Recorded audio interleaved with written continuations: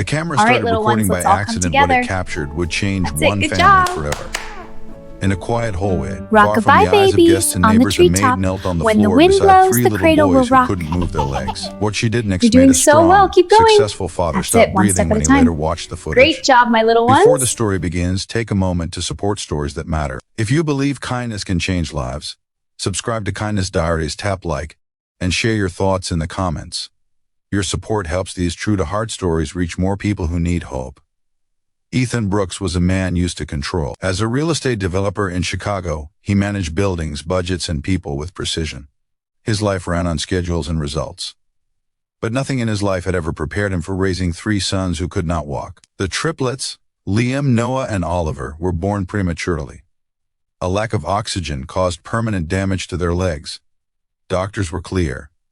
The boys might never stand on their own. Ethan's wife passed away due to complications shortly after childbirth, leaving him alone with grief, responsibility, and 3 cribs lined up in a silent nursery. Money solved many problems, but not this one. Ethan hired the best doctors, the best therapists, and eventually, full-time help. That's how Maria entered their lives.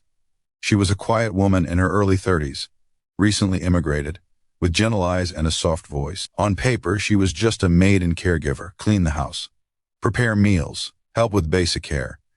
Ethan barely noticed her at first. His days were long, his nights were lonely. He loved his sons, but caring for them reminded him every day of what they had lost before life even began.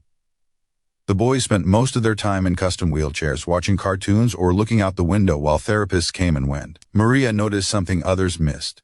She noticed how the boys' eyes followed movement. She noticed how their fingers tightened when music played. She noticed how they laughed when someone believed in them. Every afternoon, after the therapist left and Ethan was still at work, Maria did something no one asked her to do. She cleared space in the living room. She laid soft mats on the wooden floor. She gently lifted each boy from his chair and stood them upright, supporting their bodies with her arms. Their legs didn't work, but she treated them as if they did. She talked to them constantly. "You're strong, Liam. Good job, Noah. I see you trying, Oliver." She sang old lullabies. She counted their breaths. She moved their legs slowly, patiently, again and again. When they cried, she held them. When they laughed, she laughed with them. Sometimes she ended the sessions exhausted, sitting on the floor with tears in her eyes. She never told anyone. One evening, Ethan came home early. A business deal had fallen apart, and his head was heavy with stress. As he walked through the house, he noticed the living room lights were on. The house was unusually quiet. Then he saw the security monitor. At first, he frowned. The camera showed Maria on the floor with his sons. His chest tightened. He leaned closer to the screen. She was holding all 3 boys upright one by one, talking to them, encouraging them, smiling through clear exhaustion. At one point, one of the boys slipped, and Maria gently pulled him close, resting her forehead against his. Ethan watched, frozen. This wasn't her job. This wasn't in her contract. This was love. For nearly an hour, he stood there watching. He saw patience he had never had, hope he had buried, effort no one had paid for. When Maria finally placed the boys back in their chairs and wiped the floor, Ethan was already sitting in the dark, tears streaming down his face. The next morning, he asked Maria to sit down. She looked nervous. Her hands trembled as she folded them in her lap. "I'm sorry if I did something wrong," she said. Quietly, Ethan shook his head. His voice cracked. "Why?" he asked. "Why do you do all that for them?" Maria took a breath. "Because someone once did it for me," she said. "My little brother couldn't walk either. Everyone gave up on him. But one woman didn't. She believed, and even when he never walked, he knew he mattered." Ethan covered his face. For the first time since his wife died, he let himself cry in front of someone. From that day on, everything changed. Ethan stopped seeing his sons as fragile problems to manage. He started joining Maria on the floor, awkward at first, then fully present.